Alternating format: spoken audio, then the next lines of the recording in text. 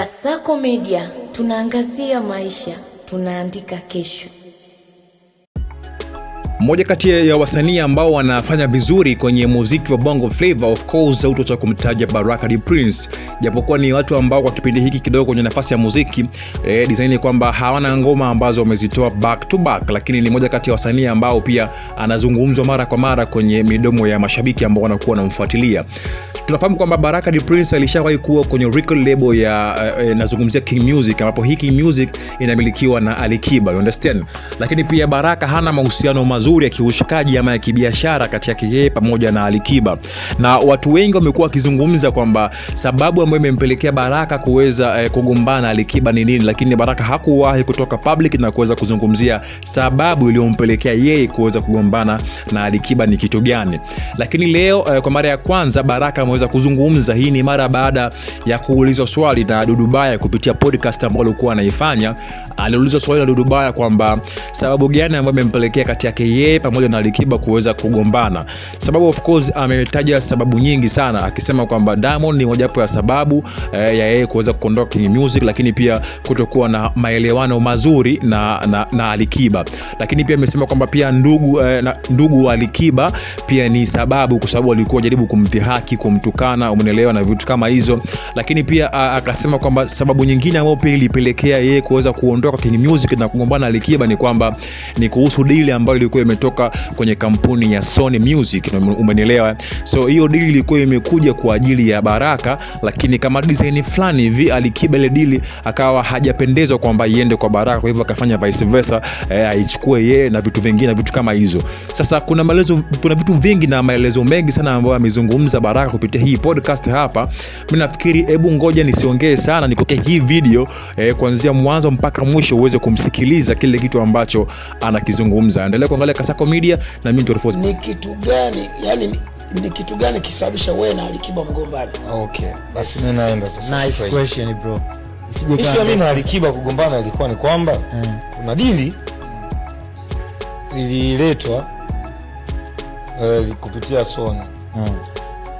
Unakumbuka Akon mwaka fulani alishaye kufanyaga kuna wimbo alikuwa R. Kelly 108 ndilo ilikuwa ni 108 ilikuwa ni project ya mtandao fulani wa simu. Yes, 108. Sasa ilikuja tena dili ya pili kama hiyo ambayo nyimbo hadi Jay-Z, hiyo ilikuwa na sana kina Jay-Z kina nani. Hey brother, nyimbo ninayo mimi, nitakusikilizisha tukiwa nje ya kamera. Tunaenda nyimbo mimi ninayo, nitakusikilizisha nao kwenye simu yangu. Huo wimbo ilikuwa ni project inahusisha wasanii wote wa Afrika. Wanachaguliwa nchi huyu.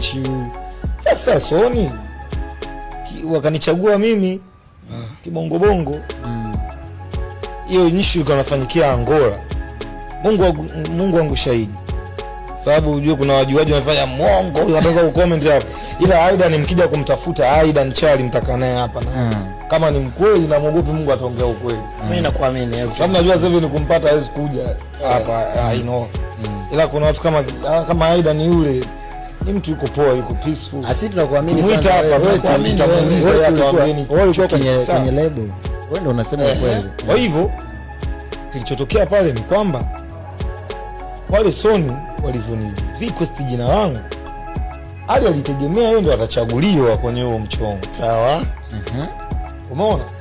Alikiba alitegemea yeye ndo atakayechaguliwa kushiriki kwenye hiyo project. Ilikuwa ni kusema sema yote. Sijaizungumza. Gandamiza basi. Yani for the first time mimi nazungumza meza hiyo.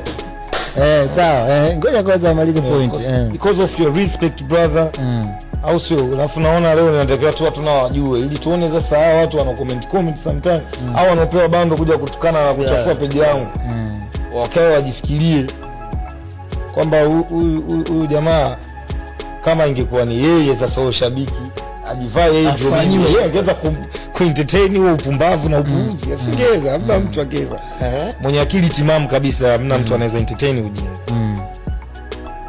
Mimi nimechaguliwa kuperform, kuimba kwenye hiyo nyimbo, kushiriki kwenye hiyo project. Nimechaguliwa kushiriki kwenye hiyo project. Nimechaguliwa kushiriki kwenye hiyo project. Jamaa imekuwa kama imemuuma. Afu kicho nishangaza mimi ni maneno ya chini chini, yani maneno yanatoka huko, sababu unajua sisi ni timu moja. Marafiki zake hali ni marafiki zangu, watu wake wa karibu ni watu wangu, au sio? Sababu watu ambao tuna ball nao hali ni mtu sana wa shisha. Mimi hapa nilikuwa sio mtu sana wa hizo mambo za shisha na nini, mimi na vitu vyangu, au sio? Kwa hiyo tukienda kwenye shisha unakuta kama labda mfungo wa Ramadhani yule Ali alikuwa ananipenda sana. Kweli sitaki kuongea uongo, alikuwa ananikubali. Akitaka sijui kwenda sehemu alikuwa haendi bila kuniita. Sijui akitaka kutoka sehemu lazima nishtue. Baraka vipi, uko wapi mdogo wangu? Ibuka tunaenda labda Masaki huko kwenye shisha, tunaenda wapi? Tunakaa labda kule shoppers juu kuna kiwonji fulani, tunakaa tunapata coffee, piga story, tunacheka. Hivyo yani tunaweka plans za nini. Chuki kaja kuanza mimi baada ya kwa nini kuchaguliwa. Mimi nichaguliwe kushiriki kwenye hiyo project ambao ni kubwa. Asoni ndugu nadhani, kwa sababu mimi nakumbuka waliofanya mimi mpaka nikajitengua kabisa kwa kina Alikiba na nikajitoa kwa wale karibu wake, sio kutoka nini rockstar, kutoka kwa wale ilikuwa ni hadi imefika level ndugu zake wanakuja kucomment, wananitukana kwenye peji yako, kwenye peji yangu. Alafu sasa mbaya zaidi, mimi nimetokea familia ya Kikristo.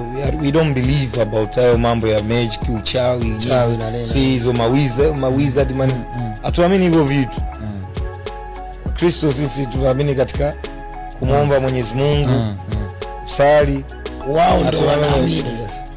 Sasa mimi watu wana comment eti mimi ngoja kwanza ngoja amalizie. Ndugu zake kabisa wa nyumbani, sio kwamba eti ni mashabiki tu. Nafika level alikuwa na mdogo wake sana anaitwa sio Zara, remember, na kuna mtu anaitwa Sabui kama hicho.